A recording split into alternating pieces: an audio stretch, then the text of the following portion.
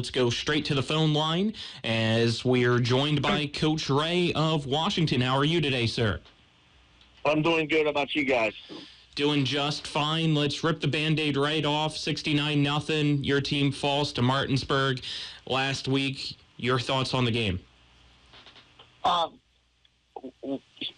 We didn't have our starting quarterback. We went ahead and we went with Philip Shields at quarterback, and we actually let Neil Powell play quarterback there and get reps. Martinsburg's a good football team. We made some mistakes. We had definitely missed some tackles on defense. A couple of the turnovers cost us real big, real fast. You can't make mistakes when you're playing a good football team. Well, you mentioned the fact that your starting QB was out. When did you guys learn of that injury in the week? Because obviously he didn't play, but yet he was on the sideline in full uniform and helmet looking like he was ready to go.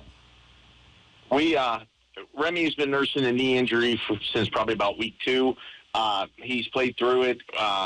We go day by day each practice with him to find out what's going on. We made a decision. We just went ahead and just sat him out for that game.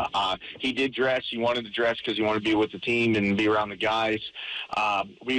Something crazy happened, and we had 2 guys go down. He had to go in. He'd have went in, but we just played it safe with him with his knee. Well, overall, putting in Shields at quarterback, he did get some plays out of it, whether it was scrambling around or design runs. What made you decide to go with Shields, and what did you think of his performance back there in the sort of relief role, having to go to him in a pinch?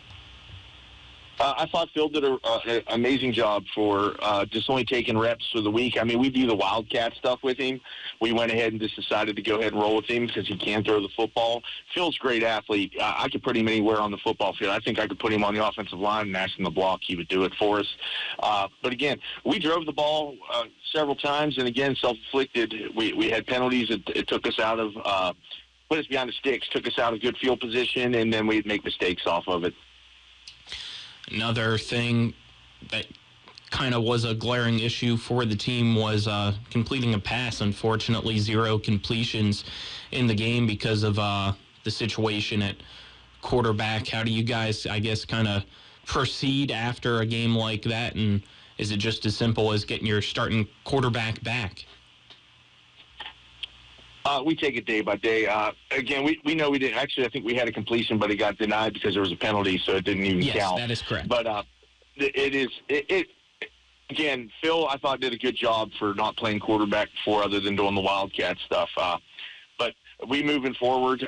Phil's taking reps, Neil's taking reps, and Remy's taking reps this week. Hopefully we have Remy back 100% this week, and we'll just move forward from there. You think that'll be a sort of game time or game day decision for this week? Yes, we're playing it day by day. All right. Any other thoughts about last week's game? If not, we'll get straight to this week. No, we're good. All right, let's get to this week. You guys have Hampshire. What stands out to you about them? Offensively, they do a lot of stuff. They like throwing the ball. If you look at their games that we had, they're about 50-50 run pass, but they can sling the ball around. They're constantly looking to throw the ball. The Eversole kid's got a pretty good arm, and he's real shifty. They're pretty solid on offense. Defensively, they're giving us an even front and an odd front look, depending on what we're doing. We're going to try to run the football and give what they take us, or take what they give us. When you face a team that wants to pass the ball a little more, what are you sort of focusing on that week on the defensive side? Secondary is going to be working a lot of recognition through formations and going through the routes. That's what we're going at. I know we've struggled a little bit this season in the secondary, so we just keep working on it each week, trying to improve. What's that message going to be for your team, and what's it going to take for you guys to get the win? We don't want to give up any big plays on defense. We want to try to force them to run the ball, nothing over top. Offensively, again, we want to establish the run, but we also want to pass the ball and try to keep it 50-50 and keep them guessing. All right, Coach, I'm going to ask you the fun question this week because I came up with it. Colin will let me do it. I was wondering, as a football coach, you have long days during football season. Do you have a certain caffeine fix, or if it's energy drinks, coffee? If it's coffee, what's your coffee order? How do you get through the days? if you ask anybody at Washington High School that works with me, coaches with me, or plays for me, I drink Coca-Cola. And during football season, I drink a lot of Coke. How much do you think you drink in a day? Coach Deuce looked at me and said probably about a 6-pack. Ooh.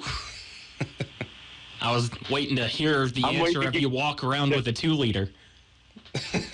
No, that's Mr. Schaefer. He walks around with diet soda. Gotcha. Thank you for the time, Coach. Appreciate it. Best of luck against Hampshire. I appreciate it, guys. Have a great day. You as well. That was Terry Ray, the head coach of Washington. As we step aside, take our first break,